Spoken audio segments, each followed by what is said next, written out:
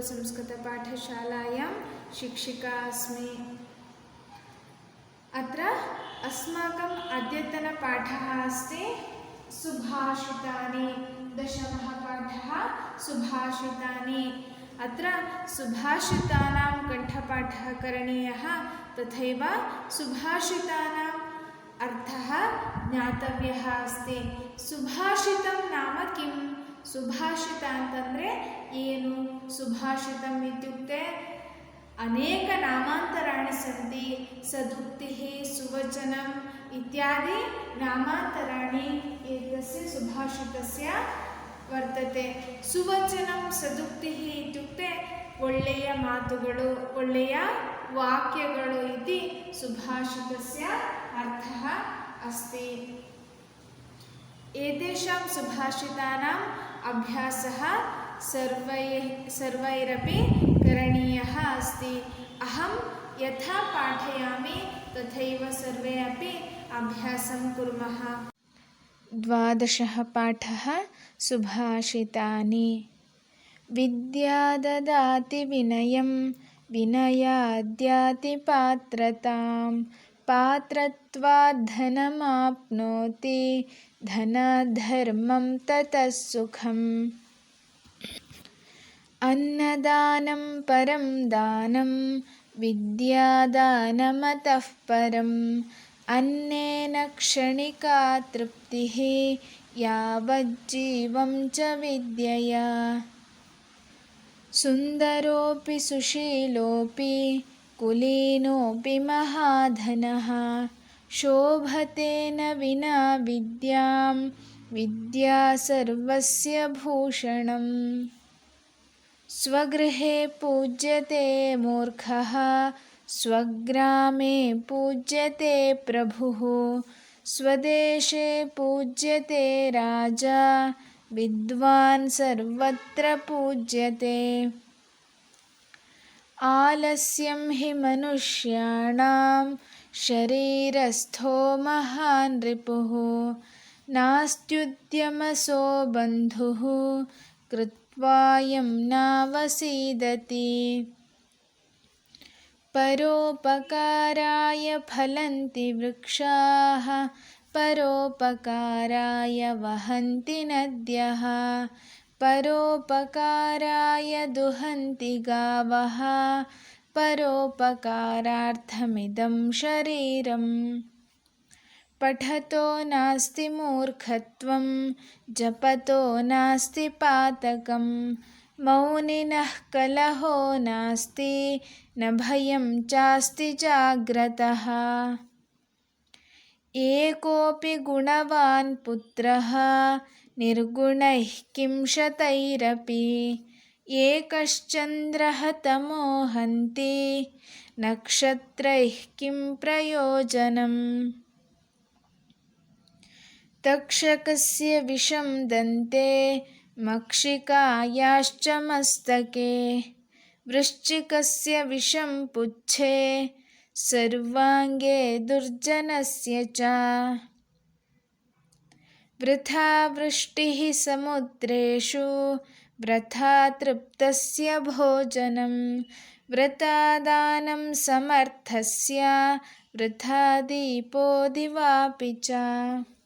अत्र अस्माकं प्रथमं सुभाषितम् एवमस्ति।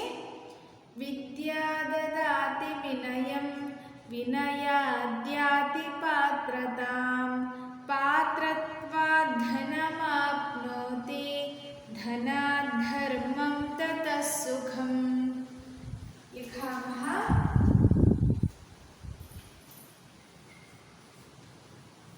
विद्या ददाति विनयं, विनयाद्याति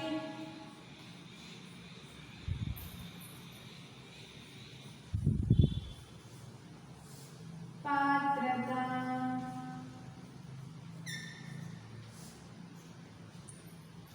पात्रत्वात्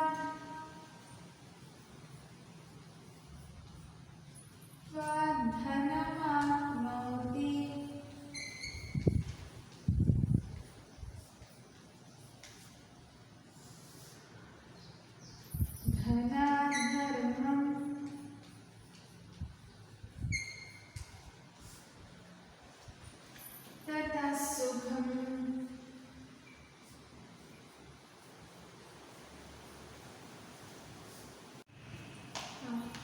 ಅರ್ಥಂ ಜಾನೀಮಃ. ವಿದ್ಯಾ ದದಾತಿ ವಿನಯಂ ವಿನಯಾತ್ ಯಾತಿ ಪಾತ್ರತಾಂ ಪಾತ್ರತ್ವಾತ್ ಧನಂ ಆಪ್ನೋತಿ ಧನಾತ್ ಧರ್ಮಂ ತತಃ ಸುಖಂ. ಅತ್ರ ಕಿಂ ದತ್ತಮಸ್ತಿ? ವಿದ್ಯಾ ವಿನಯಂ ದದಾತಿ. ವಿದ್ಯಾ ಕಿಂ ದದಾತಿ? ವಿನಯವನ್ನು ಕೊಡುತ್ತೆ. ಯಾವುದು? ವಿದ್ಯೆ. ಅನಂತರ ವಿದ್ಯಾ ದದಾತಿ ವಿನಯಂ ವಿನಯಾತ್ ಯಾತಿ ಪಾತ್ರತಾಂ. ಪಾತ್ರತ್ವ ಅಂತಂದರೆ ಉತ್ತಮವಾದಂತಹ ಒಂದು ಸ್ಥಾನವನ್ನು ಪಡ್ಕೊಳ್ಬಹುದು. ಅಂದರೆ ಯಾವುದರಿಂದ? ವಿದ್ಯೆಯನ್ನು ಪಡ್ಕೊಂಡ್ಮೇಲೆ ವಿನಯವನ್ನು ಸಂಪಾದಿಸ್ಕೊಂಡ ನಂತರ ನಾವು ಯಾವುದನ್ನು ಪಡ್ಕೊಳ್ಬಹುದು? ಒಳ್ಳೆಯ ಒಂದು ಸ್ಥಾನವನ್ನು ಪಡ್ಕೊಳ್ಬಹುದು. ಆಮೇಲೆ ಆ ಉತ್ತಮ ಸ್ಥಾನದಿಂದ ನಾವು ಏನನ್ನು ಪಡ್ಕೊಳ್ಬಹುದು? ಧನವನ್ನು, ಹಣವನ್ನು ಪಡ್ಕೊಳ್ಬಹುದು. ಧನ ಧರ್ಮ. ಆ ಹಣ ಸಂಪಾದನೆ ಮಾಡಿದ ಮೇಲೆ ಏನನ್ನು ನಾವು ಪಡ್ಕೊಳ್ಬಹುದು? ಧರ್ಮವನ್ನು. ಆ ಧರ್ಮದ ನಂತರ ಯಾವುದು ನಮಗೆ ಸಿಗುತ್ತೆ? ಸುಖಂ. ಸುಖವನ್ನು ನಾವು ಪಡ್ಕೊಳ್ಬಹುದು. ಯಾವುದರಿಂದ ಸುಖವನ್ನು ಪಡ್ಕೊಳ್ಬಹುದು? ಈ ಧನ ಸಂಪಾದನೆ ಆದ ನಂತರ ಧರ್ಮದ ಸಂಪಾದನೆ ಮಾಡಿದ ಮೇಲೆ ನಾವು ಏನನ್ನು ಪಡ್ಕೊಳ್ಬಹುದು? ಸುಖವನ್ನು ಪಡಿಬಹುದು. ಆದರೆ ಈ ಸುಖಕ್ಕೆ, ಧರ್ಮಕ್ಕೆ, ಎಲ್ಲದಕ್ಕೂ ಕೂಡ ಮೂಲವಾಗಿರುವಂಥದ್ದು ಯಾವುದು? ವಿದ್ಯೆ. ಈ ವಿದ್ಯೆಯನ್ನು ಪಡ್ಕೊಂಡ್ರೆ ನಮಗೆ ವಿನಯ ಸಿಗುತ್ತೆ. ವಿನಯದ ನಂತರ ಒಳ್ಳೆಯ ಸ್ಥಾನ ಸಿಗುತ್ತೆ. ಸ್ಥಾನ ಸಿಕ್ಕಿದ ಮೇಲೆ ಆಮೇಲೆ ಧನದ ಪ್ರಾಪ್ತಿಯಾಗುತ್ತೆ. ಹಣ ಸಂಪಾದನೆ ಮಾಡಬಹುದು. ಆ ಹಣ ಸಂಪಾದನೆಯ ನಂತರ ಒಳ್ಳೆಯ ಧರ್ಮವನ್ನು ನಾವು ಪಡ್ಕೊಂಡು ಆಮೇಲೆ ನಾವು ಸುಖವನ್ನು ಪಡಿಬಹುದು ಅನ್ನುವಂಥದ್ದು ಈ ಒಂದು ಸುಭಾಷಿತದ ತಾತ್ಪರ್ಯವಾಗಿದೆ. ದ್ವಿತೀಯಂ ಸುಭಾಷಿತಂ ಏವಮಸ್ತಿ. ಅನ್ನದಾನಂ ಪರಂ ದಾನಂ ವಿದ್ಯಾದಾನಮತಃ ಪರಂ ಅನ್ನೇನ ಕ್ಷಣಿಕಾ ತೃಪ್ತಿಃ ಯಾವಜ್ಜೀವಂ ಚ ವಿದ್ಯಯಾ. ಅನ್ನದಾನಂ ಪರಂ ದಾನಂ ವಿದ್ಯಾದಾನಂ ದಾನಮತಃ ಪರಂ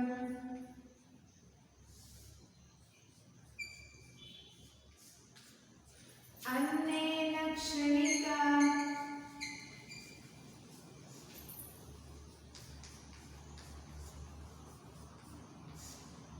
ತೃಪ್ತಿಃ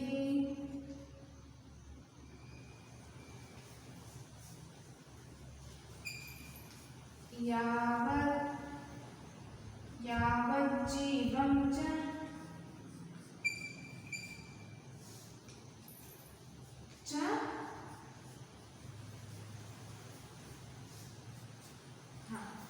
ಅರ್ಥಂ ಪಶ್ಯಾಮಃ. ಅನ್ನದಾನಂ ಪರಂ ದಾನಂ ವಿದ್ಯಾದಾನಮತಃ ಪರಂ ಅನ್ನೇನ ಕ್ಷಣಿಕಾ ತೃಪ್ತಿಃ ಯಾವತ್ ಜೀವಂ ಚ ವಿದ್ಯಯಾ. ಕಥಂ ಏತಸ್ಯ ತಾತ್ಪರ್ಯಂ ಪಶ್ಯಾಮಃ. ಅನ್ನದಾನಂ ಪರಂ ದಾನಂ. ಅನ್ನದಾನಕ್ಕಿಂತಲೂ ಮಿಗಿಲಾಗಿರುವಂತಹ ಶ್ರೇಷ್ಠವಾದ ದಾನ ಯಾವುದೂ ಇಲ್ಲ. ಆದರೆ ಅನ್ನದಾನಕ್ಕಿಂತಲೂ ವಿದ್ಯಾದಾನ ಮತಃ ಪರಂ. ಅನ್ನದಾನಕ್ಕಿಂತಲೂ ಶ್ರೇಷ್ಠವಾದ ದಾನ ಯಾವುದು? ವಿದ್ಯಾದಾನ. ನಾವು ಕಲ್ತಿರುವಂತಹ ವಿದ್ಯೆಯನ್ನು ಏನು ಮಾಡೋದು? ಇನ್ನೊಬ್ಬರಿಗೆ ನಾವು ಹೇಳಿಕೊಡೋದು. ಅಂದರೆ ಪಾಠ ಮಾಡೋದಲ್ಲದೆ ಕೇವಲ ನನಗೆ ಗೊತ್ತಿರುವಂತಹ ವಿದ್ಯೆಯನ್ನು ಯಾರಾದರೂ ಒಬ್ಬರು ನಮ್ಮ ಹತ್ರ ಕೇಳಕ್ಕೆ ಬಂದರು ಅಂತಂದರೆ ನಮಗೆ ಗೊತ್ತಿರುವಷ್ಟು ಏನು ಮಾಡೋದು? ವಿದ್ಯೆಯನ್ನು ದಾನ ಮಾಡುವಂಥದ್ದು. ಹಾಗೆ ಅನ್ನೇನ ಕ್ಷಣಿಕಾ ತೃಪ್ತಿ. ಯಾವಾಗಲೂ ನಾವು ಹಸಿವಾದಾಗ, ಹೊಟ್ಟೆ ಹಸಿವಾದಾಗ ಏನು ಮಾಡ್ತೀವಿ? ಅನ್ನವನ್ನು ತಿಂತೀವಿ, ಊಟವನ್ನು, ಆಹಾರವನ್ನು ಸೇವನೆ ಮಾಡ್ತೀವಿ. ಆದರೆ ಆ ಹೊಟ್ಟೆ ತುಂಬಿದ ಮೇಲೆ ಏನಾಗುತ್ತೆ? ನಮಗೆ ಆ ಒಂದು ತೃಪ್ತಿಯನ್ನು ಕಾಣ್ತೀವಿ. ಮತ್ತೆ ಮಧ್ಯಾಹ್ನ ಊಟ ಮಾಡಿದ ಮೇಲೆ ಮತ್ತೆ ರಾತ್ರಿಗೂ ಕೂಡ ಏನು ಮಾಡ್ತೀವಿ ನಾವು, ಹಸಿವಾಯಿತು ಅಂತ ಅಂದ್ಬಿಟ್ಟು ಊಟವನ್ನು ಮಾಡ್ತೀವಿ. ಆಗ ಏನಾಗಿರುತ್ತೆ, ನಮಗೆ ಆ ಅನ್ನದಾನದಿಂದ ಸಿಗುವಂತಹ ತೃಪ್ತಿ ಏನಾಗಿರುತ್ತೆ, ಕ್ಷಣಿಕವಾಗಿರೋದಿರುತ್ತೆ. ಅಂದರೆ ಈಗ ಊಟ ಮಾಡಿದ ಮೇಲೆ ಮತ್ತೆ ಮಧ್ಯಾಹ್ನ ಮತ್ತೆ ರಾತ್ರಿ ಅನ್ನುವಂಥ ಒಂದು ದಿನಚರಿಯನ್ನು ನಾವು ಮಾಡ್ಕೊಳ್ತಾ ಆ ಒಂದು ತೃಪ್ತಿಯನ್ನು ಯಾವುದ್ರಲ್ಲಿ ಕಾಣ್ತೀವಿ, ಆಹಾರದಲ್ಲಿ ಕಾಣ್ತೀವಿ. ಆದರೆ ಯಾವ ಜೀವಂಶ ವಿದ್ಯೆಯ ಆ ಒಂದು ವಿದ್ಯೆಯನ್ನು ದಾನ ಮಾಡಿದ್ವಿ ಅಂತಂದರೆ ವಿದ್ಯೆಯಿಂದ ನಮಗೆ ಏನು ಸಿಗುತ್ತೆ, ತೃಪ್ತಿ ಎಲ್ಲಿವರೆಗೂ ಸಿಗುತ್ತೆ, ನಾವು ಎಲ್ಲಿವರೆಗೂ ಜೀವಂತವಾಗಿರ್ತೀವೋ ಅಲ್ಲಿವರೆಗೂ ಏನು ಸಿಗುತ್ತೆ, ನಮಗೆ ವಿದ್ಯೆಯನ್ನು ಕಲಿತಂತಹ ತೃಪ್ತಿ ಇರುತ್ತೆ. ಹಾಗೂ ಆ ವಿದ್ಯೆ ಎಲ್ಲದಕ್ಕಿಂತಲೂ ಶ್ರೇಷ್ಠವಾಗಿರುವಂಥದ್ದು ಆಗಿರುತ್ತೆ. ಆದ ಕಾರಣ ವಿದ್ಯಾದಾನವೇ ಎಲ್ಲ ದಾನಕ್ಕಿಂತಲೂ ಶ್ರೇಷ್ಠವಾಗಿರುವಂತಹ ದಾನ ಅಂತ ಅಂದ್ಬಿಟ್ಟು ಸುಭಾಷಿತಕಾರರು ಹೇಳ್ತಾರೆ. ತೃತೀಯಂ ಸುಭಾಷಿತಂ ಪಶ್ಯಾಮಃ. ಕಿಮಸ್ತಿ? ಸುಂದರೋಪಿ ಸುಶೀಲೋಪಿ ಕುಲೀನೋಪಿ ಮಹಾಧನಃ ಶೋಭತೇನ ವಿನಾ ವಿದ್ಯಾಂ ವಿದ್ಯಾ ಸರ್ವಸ್ಯ ಭೂಷಣಂ. ಸುಂದರೋಪಿ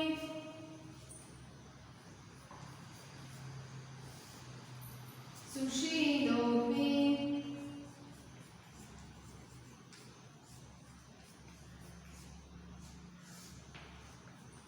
ಕುಲೀನೋಪಿ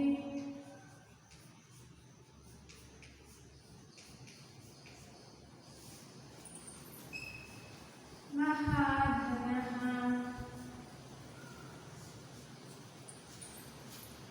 ಶೋಭತೇನ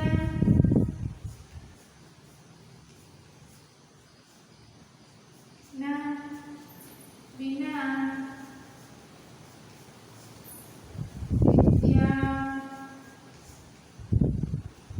ವಿದ್ಯಾ ಸರ್ವಸ್ಯ ಭೂಷಣಂ.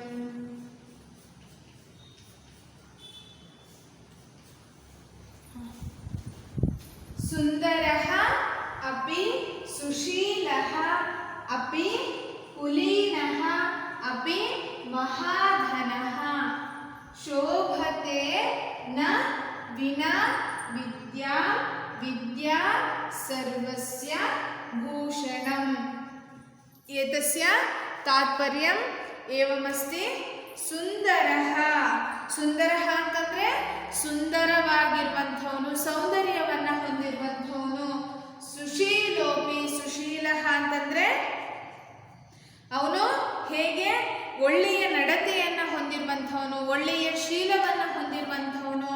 ಹಾಗೂ ಕುಲೀನೋಪಿ, ಕುಲೀನಃ ಅಂತಂದ್ರೆ ಒಳ್ಳೆಯ ಕುಲದಲ್ಲಿ ಜನಿಸಿದ್ರೂ ಕೂಡ ಮಹಾಧನಃ, ಅವನು ಎಷ್ಟೇ ಶ್ರೀಮಂತಿಕೆಯನ್ನು ಹೊಂದಿದ್ರೂ ಕೂಡ ಶೋಭತೇನ ವಿನಾ ವಿದ್ಯಾಂ, ಅವನು ವಿದ್ಯೆ ಇಲ್ಲ ಅಂತಂದ್ರೆ ಅವನಿಗೆ ಯಾವತ್ತೂ ಕೂಡ ಅವನು ಶೋಭಿಸೋದಿಲ್ಲ, ಅವನು ಎಲ್ಲಿ ಕೂಡ ಗುರುತಿಸೋದಕ್ಕೆ ಸಾಧ್ಯ ಇಲ್ಲ.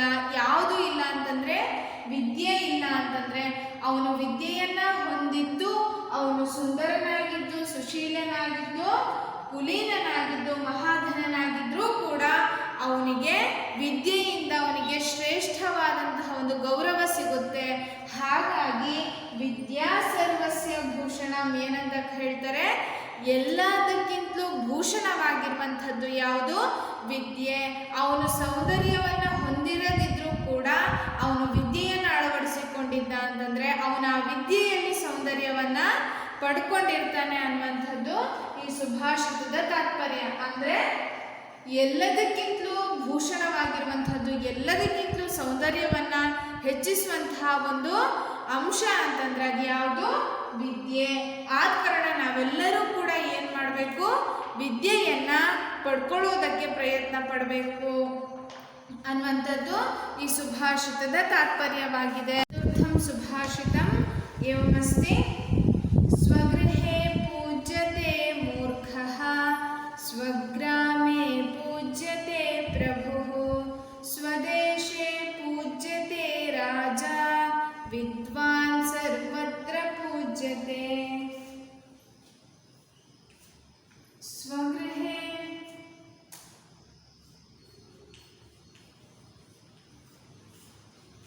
पूज्यते मूर्खः स्वग्रामे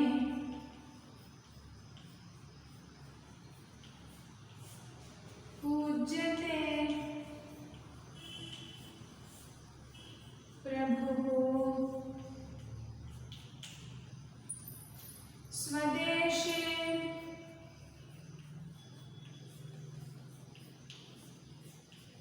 पूज्यते राजा विद्वान् सर्वत्र पूज्यते।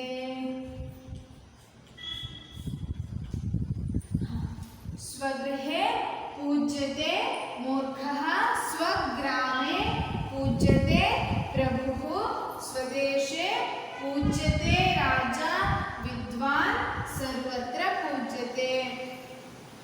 तात्पर्य स्वगृहे पूज्यते मूर्ಖಃ ಮೂರ್ಖನನ್ನ ಯಾರು ಪೂಜಿಸ್ತಾರೆ, ಮೂರ್ಖ ಎಲ್ಲಿ ಪೂಜಿಸಲ್ಪಡ್ತಾನೆ ಅಂತಂದ್ರೆ ಕೇವಲ ಸ್ವಗೃಹದಲ್ಲಿ ತನ್ನ ಮನೆಯಲ್ಲಿ ಮಾತ್ರ ಮೂರ್ಖನಿಗೆ ಏನು ಸಿಗುತ್ತೆ, ಗೌರವ ಸಿಗುತ್ತೆ. ಸ್ವಗ್ರಾಮೇ ಪೂಜ್ಯತೆ ಪ್ರಭು, ಪ್ರಭು ಇತ್ಯುಕ್ತೆ ರಾಜ ಒಡೆಯ. ಆ ಒಡೆಯನಿಗೆ ಎಲ್ಲಿ ಗೌರವ ಸಿಗುತ್ತೆ, ಸ್ವಗ್ರಾಮದಲ್ಲಿ ಮಾತ್ರ, ತನ್ನ ಗ್ರಾಮದಲ್ಲಿ ಮಾತ್ರ ಅವನಿಗೆ ಗೌರವ ಸಿಗುವಂಥದ್ದು. ಯಾರಿಗೆ ಅಂತಂದ್ರೆ ಅದು ಕೇವಲ ಒಡೆಯನಿಗೆ. ಹಾಗೆ ಸ್ವದೇಶೇ ಪೂಜ್ಯತೆ ರಾಜ, ನಮ್ಮ ದೇಶದಲ್ಲಿ ಮಾತ್ರ ಗೌರವವನ್ನು ಪಡ್ಕೊಳ್ಳುವಂಥವನು ಯಾರಾಗಿರ್ತಾನೆ, ರಾಜನಾಗಿರ್ತಾನೆ. ಆ ರಾಜ ಎಲ್ಲಿ ಗೌರವವನ್ನು ಪಡ್ಕೊಳ್ತಾನೆ, ಕೇವಲ ಸ್ವದೇಶದಲ್ಲಿ ಮಾತ್ರ. ಆದರೆ ವಿದ್ವಾನ್ ಸರ್ವತ್ರ ಪೂಜ್ಯತೆ. ವಿದ್ವಾನ್ ಅಂತಂದ್ರೆ ವಿದ್ಯೆಯನ್ನ ಹೊಂದಿರುವಂಥವನು, ಸರ್ವಶಾಸ್ತ್ರಗಳಲ್ಲಿ ಪಾಂಡಿತ್ಯವನ್ನ ಹೊಂದಿರುವಂಥವನು. ಅವನು ಒಟ್ಟಿನಲ್ಲಿ ಅವನು ವಿದ್ಯಾವಂತನಾಗಿದ್ರೆ ಅವನು ಎಲ್ಲಿ ಪೂಜಿಸಲ್ಪಡ್ತಾನೆ, ಸರ್ವತ್ರ ಪೂಜ್ಯತೆ. ಎಲ್ಲ ಕಡೆನೂ, ಕೇವಲ ಮನೆಯಲ್ಲಿ ಮಾತ್ರ ಅಲ್ಲ, ಕೇವಲ ಸ್ವಗ್ರಾಮದಲ್ಲಿ ಮಾತ್ರ ಅಲ್ಲದೆ, ಕೇವಲ ಸ್ವದೇಶದಲ್ಲಿ ಮಾತ್ರ ಅಲ್ಲದೆ, ಎಲ್ಲ ಕಡೆಗಳಲ್ಲೂ ಕೂಡ ಪೂಜಿಸಲ್ಪಡುವಂತಹ ವ್ಯಕ್ತಿ ಯಾರು ಅಂತಂದ್ರೆ ಅವನು ವಿದ್ವಾಂಸ ಮಾತ್ರ. ಹಾಗಾಗಿ ಇಲ್ಲಿ ಕೂಡ ನಮಗೆ ಯಾವುದರ ಮಹತ್ವವನ್ನ ಕೊಟ್ಟಿದ್ದಾರೆ, ವಿದ್ಯೆಯ ಮಹತ್ವವನ್ನ ಈ ಸುಭಾಷಿತದಲ್ಲಿ ಕೂಡ ಕೊಟ್ಟಿರುವಂಥದ್ದು. ಅಗ್ರಿಮಂ ಸುಭಾಷಿತಂ ಆಲಸ್ಯಂ ಹಿ ಮನುಷ್ಯಾಣಾಂ ಶರೀರಸ್ಥೋ ಮಹಾನ್ ರಿಪುಃ ನಾಸ್ತುದ್ಯಮಸೋ ಬಂಧುಃ ಕೃತ್ವಾಯಂ ನಾವಸೀದತಿ. ಪಂಚಮಂ ಸುಭಾಷಿತಂ ಆಲಸ್ಯಂ ಹಿ ಮನುಷ್ಯಾಣಾಂ ಶರೀರಸ್ಥೋ ಮಹಾನ್ ರಿಪುಃ ನಾಸ್ತುದ್ಯಮಸೋ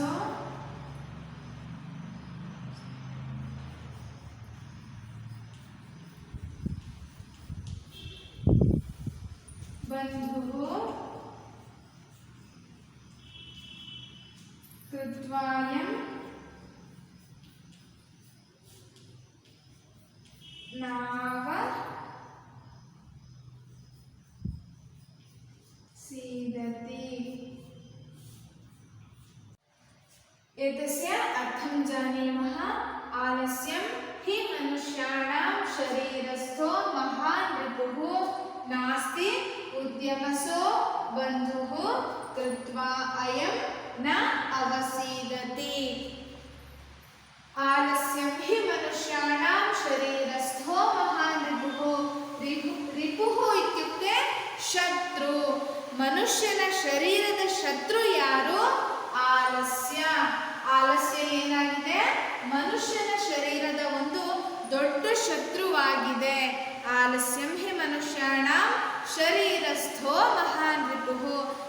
ನಾಸ್ತಿ ಉದ್ಯಮಸೋ ಬಂಧು. ಉದ್ಯಮದಷ್ಟು ಉದ್ಯಮಕ್ಕೆ ಇರುವಂತಹ ಉದ್ಯಮವನ್ನ ಬಿಟ್ಟು ಬೇರೆ ಒಂದು ಬಂಧು ಇಲ್ಲ. ಏನು ನಮಗೆ ಒಂದು ಉದ್ಯಮ ಇತ್ತು ಅಂತಂದ್ರೆ ಅದು ಏನಾಗಿರುತ್ತೆ, ನಿಮಗೆ ಒಂದು ಬಂಧುವಿಗೆ ಸಮಾನವಾಗಿರುತ್ತೆ. ಹಾಗೆ ಮುಂದೆ ಕೃತ್ವಾಯಂ ನ ಅವಸೀದತಿ, ಇವನ್ನ ಯಾರು ಕೆಲಸವನ್ನ ಮಾಡ್ತಾ ಇರ್ತಾರೋ ಅಂಥವ್ರಿಗೆ ಯಾವತ್ತೂ ಕೂಡ ನಾಶನೂ ಇರೋದಿಲ್ಲ. ಅಂದ್ರೆ ಅವರಿಗೆ ಆ ಒಂದು ಕೆಲಸನೇ ಬಂಧು ಆಗಿರುತ್ತೆ. ಹಾಗೂ ಆ ಕೆಲಸವನ್ನ ಮಾಡ್ತಾ ಇರುವಂಥವರು ಸಂಪಾದಿಸ್ತಾ ಇರ್ತಾರೆ. ಅವರಿಗೆ ಏನು ಇರೋದಿಲ್ಲ, ಕಷ್ಟ ತೊಂದರೆಗಳು ಯಾವುದು ಕೂಡ ಬರೋದಿಲ್ಲ. ಹಾಗೂ ಉದ್ಯಮವನ್ನ ಪಡ್ಕೊಂಡಿರುವಂಥವನಿಗೆ ನಾಶ ಕೂಡ ಇರೋದಿಲ್ಲ. ಅಂದ್ರೆ ಅವನು ಕಷ್ಟಕ್ಕೆ ಸಿಲುಕೋದಿಲ್ಲ ಅನ್ನುವಂಥದ್ದು ಈ ಒಂದು ಸುಭಾಷಿತದ ತಾತ್ಪರ್ಯ. ಅಗ್ರಿಮಂ ಸುಭಾಷಿತಂ ಏವಮಸ್ತಿ. ಪರೋಪಕಾರಾಯ ಫಲಂತಿ ವೃಕ್ಷಾಃ ಪರೋಪಕಾರಾಯ ವಹಂತಿ ನದ್ಯಃ ಪರೋಪಕಾರಾಯ ದುಹಂತಿ ಗಾವಃ ಪರೋಪಕಾರಾರ್ಥಮಿದಂ ಶರೀರಂ. लिखामः परोपकाराय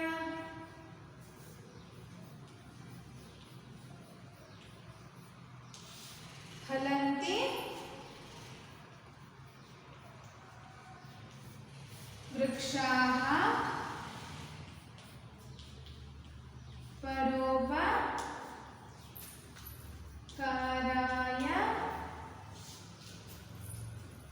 वहन्ति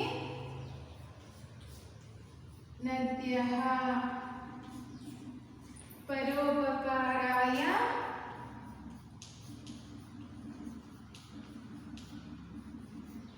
दुहन्ति गावः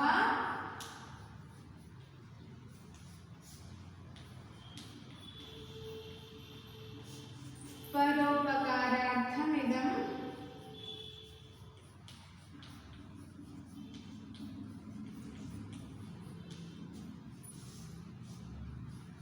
शरीरं. परोपकाराय फलन्ति वृक्षाः परोपकाराय वहन्ति नद्यः परोपकाराय दुहन्ति गावः परोपकारार्थं ಇದಂ ಶರೀರಂ. ನಮ್ಮ ಈ ಶರೀರ ಯಾವುದಕ್ಕೋಸ್ಕರ ಇದೆ? ಪರೋಪಕಾರಾರ್ಥಂ, ಪರೋಪಕಾರಕ್ಕೋಸ್ಕರ ಇದೆ. ಪರೋಪಕಾರಾಯ ವಹಂತಿ ಫಲಂತಿ ವೃಕ್ಷಾಃ, ಆ ವೃಕ್ಷಗಳು ಫಲಂತಿ, ಫಲವನ್ನ ಯಾಕೆ ಕೊಡ್ತವೆ? ಪರೋಪಕಾರಕ್ಕೋಸ್ಕರ, ಇನ್ನೊಬ್ಬರಿಗೋಸ್ಕರ. ಅದು ಹಣ್ಣನ್ನ ಕೊಟ್ಟು ತಾನೇ ಹಣ್ಣನ್ನ ಯಾವತ್ತೂ ಕೂಡ ಮರ ಗಿಡಗಳು ಏನ್ ಮಾಡಲ್ಲ, ಬಳಸ್ಕೊಳ್ಳೋದಿಲ್ಲ. ಹಾಗೆ ಪರೋಪಕಾರಾಯ ವಹಂತಿ ನದ್ಯಃ, ನದಿಗಳು ಹರಿತವೆ. ಯಾರಿಗೋಸ್ಕರ ನದಿಗಳು ಹರಿತವೆ? ಪರೋಪಕಾರಕ್ಕೋಸ್ಕರ ನದಿಗಳು ಹರಿತವೆ. ಹಾಗೆ ಪರೋಪಕಾರಾಯ ದುಹಂತಿ ಗಾವಃ, ದುಹಂತಿ ಅಂತಂದ್ರೆ ಹಾಲು ಕೊಡುವಂಥದ್ದು. ಯಾವುದು? ಗಾವಃ, ಹಸುಗಳು ಹಾಲನ್ನ ಯಾಕೆ ಕೊಡ್ತವೆ? ಪರರಿಗೋಸ್ಕರ, ಮಾನವರಿಗೋಸ್ಕರ ಏನನ್ನ ಮಾಡುತ್ತೆ? ಹಸು ಹಾಲನ್ನ ಕೊಡುತ್ತೆ. ತಥೈವ ಪರೋಪಕಾರಾರ್ಥಂ ಇದಂ ಶರೀರಂ, ಮಾನವರ ಶರೀರ ಕೂಡ ಯಾವುದಕ್ಕೋಸ್ಕರ ಇದೆ?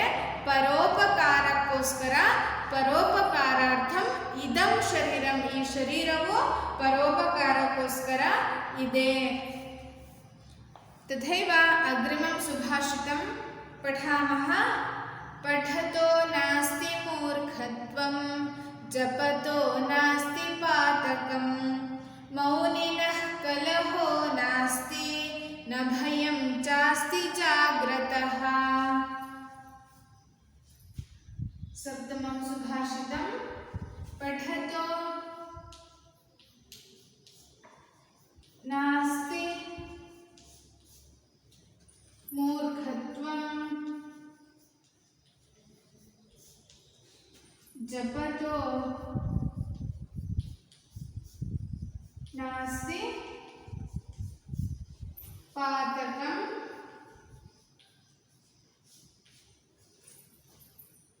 मौनिनः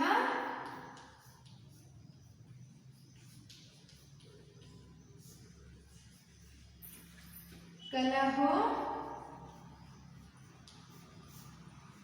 नास्ति न भयं चास्ति जाग्रतः।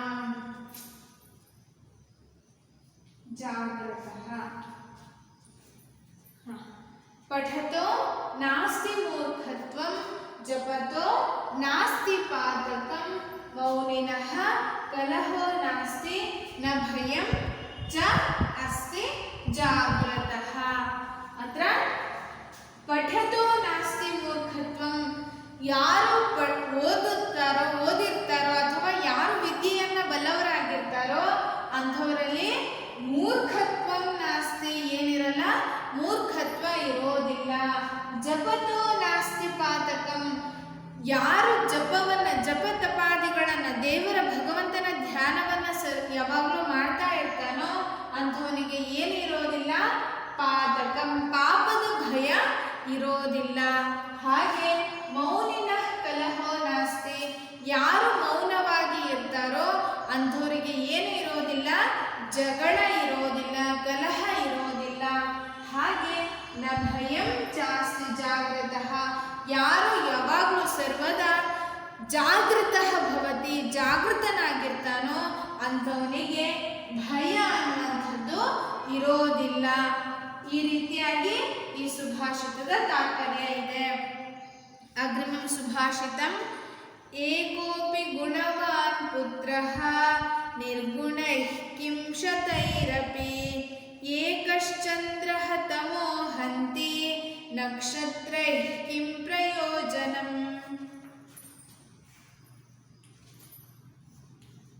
ಏಕೋಪಿ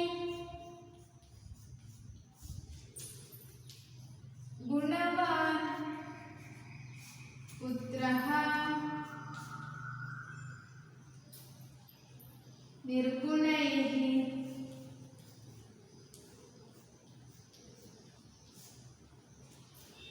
किं शतैरपि एकश्चन्द्रः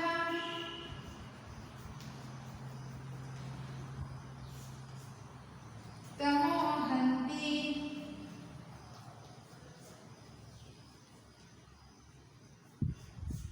नक्षत्रैः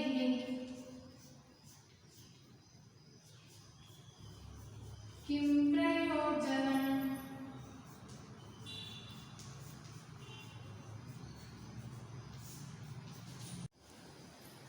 ಏಕೋಪಿ ಗುಣವಾನ್ ಪುತ್ರಃ, ಒಬ್ಬ ಶ್ರೇಷ್ಠವಾಗಿರುವಂತಹ ಸಮರ್ಥನಾಗಿದ್ದು ಅವನ ಗುಣವನ್ನು ಹೊಂದಿರುವಂತಹ ಒಬ್ಬ ಮಗನಿದ್ರೂ ಕೂಡ ಅವನೇನಾಗಿರ್ತಾನೆ, ಎಲ್ಲರಿಗಿಂತಲೂ ಮಿಗಿಲಾಗಿರ್ತಾನೆ, ಎಲ್ಲರಿಗಿಂತಲೂ ಮೇಲಾಗಿರ್ತಾನೆ. ನಿರ್ಗುಣೈಹಿ ಕಿಂ ಶತೈರಪಿ, 100 ಮಕ್ಕಳಿದ್ದು ಕೂಡ ಅವರು ನಿರ್ಗುಣರಾಗಿದ್ದರೆ ಏನು ಪ್ರಯೋಜನ ಇದೆ, ಅವರಿಂದ ಏನೂ ಪ್ರಯೋಜನವಿಲ್ಲ.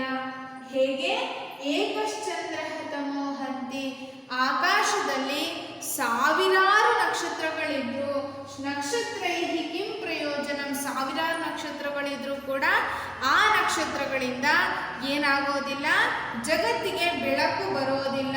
ಆದರೆ ಬೆಳಕನ್ನು ಕೊಡುವಂತಹ ಏಕಃ ಚಂದ್ರಃ, ಚಂದ್ರ ಒಬ್ಬನೇ ಇದ್ರೆ ತಮಃ ಹಂತಿ, ಕತ್ತಲನ್ನು ನಾಶ ಮಾಡ್ತಾನೆ. ಅಂದರೆ ಕತ್ತಲನ್ನು ನಾಶ ಮಾಡುವಂತಹ ಸಾಮರ್ಥ್ಯ ಇರೋನು ಯಾರಿಗೆ, ಅದು ಚಂದ್ರನಿಗೆ ಮಾತ್ರ. ಆದರೆ ಅಷ್ಟು ನಕ್ಷತ್ರಗಳಿದ್ದು ಕೂಡ ಏನು ಪ್ರಯೋಜನ ಅನ್ನುವಂಥದ್ದು ಈ ಸುಭಾಷಿತದ ತಾತ್ಪರ್ಯ ಆಗಿದೆ.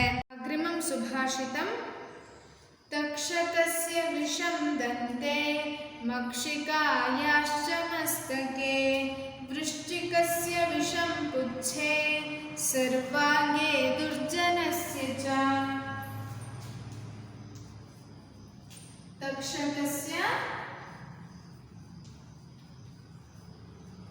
ವಿಷಂ ದಂತೆ ಮಕ್ಷಿಕಾಯಾಶ್ಚ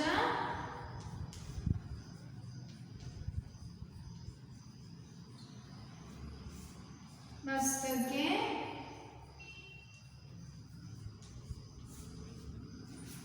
ವೃಶ್ಚಿಕಸ್ಯ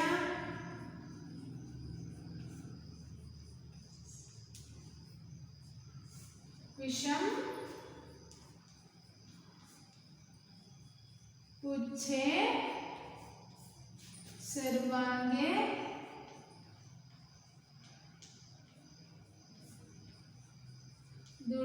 दुर्जनस्य च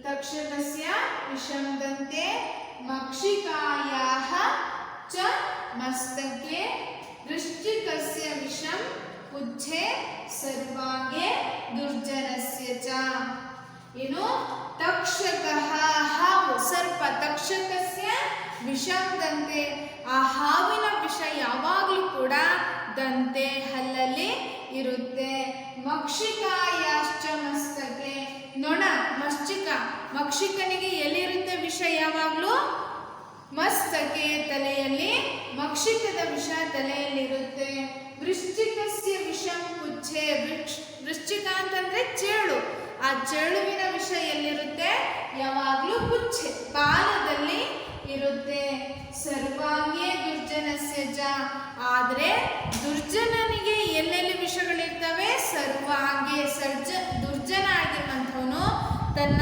ಸರ್ವಾಂಗದಲ್ಲಿ ಕೂಡ ವಿಷವನ್ನ ಹೊಂದಿರುವವನಾಗಿರ್ತಾನೆ ಆ ಕಾರಣ ಅವನಿಗೆ ಏನಂತ ಕರೀತಾರೆ ದುರ್ಜನ ಅಂತ ಕರೀತಾರೆ ಅನ್ನುವಂಥದ್ದು ಈ ಸುಭಾಷಿತದ ತಾತ್ಪರ್ಯ अग्रिमं सुभाषितं वृथा वृष्टिः समुद्रेषु वृथा तृप्तस्य भोजनं वृथा दानं समर्थस्य वृथा दीपो दिवापि च वृथा वृष्टिः समुद्रेषु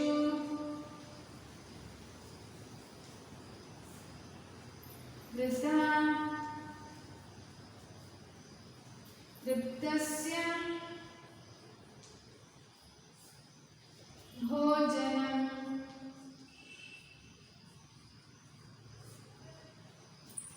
वृथा दानं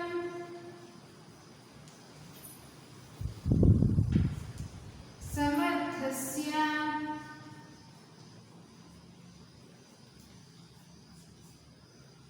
वृथा दीपो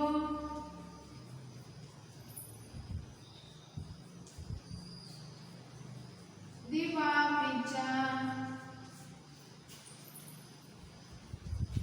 इनु वृथा वृष्टिः समुद्रेषु वृथा तृप्तस्य भोजनं वृथा दानं समर्थस्य वृथा दीपो दिवापि च ವೃಥಾ ವೃಷ್ಟಿ ಸಮುದ್ರೇಶು ಸಮುದ್ರದಲ್ಲಿ ಎಷ್ಟೇ ಮಳೆ ಬಂದರೂ ಕೂಡ ಅದೇನು ವ್ಯರ್ಥ ಹಾಗೆ ತೃಪ್ತಸ್ಯ ಭೋಜನಂ ಅಪಿ ವ್ಯರ್ಥಂ ತುಂಬ ತೃಪ್ತಿಯನ್ನ ಹೊಟ್ಟೆ ತುಂಬ ಊಟ ಮಾಡಿರುವಂಥವನಿಗೆ ಮತ್ತೆ ಊಟವನ್ನ ಕೊಡೋದು ಅದು ಕೂಡ ಏನಾಗಿರುತ್ತೆ ವ್ಯರ್ಥವಾಗಿರುತ್ತೆ ವೃಥಾ ದಾನಂ ಸಮರ್ಥಸ್ಯ ಅವನು ಸಮರ್ಥನಾಗಿರ್ತಾನೆ ಎಲ್ಲ ವಿಚಾರಗಳಲ್ಲೂ ದುಡ್ಡನ್ನ ಹೊಂದಿರುವವನಾಗಿರ್ತಾನೆ ಅಥವಾ ಅವನು ವಿದ್ಯೆಯನ್ನ ಹೊಂದಿರುವಂಥವನಾಗಿರ್ತಾನೆ ಅಥವಾ ಎಲ್ಲದರಲ್ಲೂ ಸಮರ್ಥನಾಗಿರುವಂಥವನಿಗೆ ದಾನವನ್ನ ನೀಡಿದ್ರೂ ಕೂಡ ಅದು ವ್ಯರ್ಥ ಆಗಿರುತ್ತೆ ಹೇಗೆ ವೃಥಾ ದೀಪೋ ದಿವಾಪಿ ಚ ಹಗಲು ಹೊತ್ತು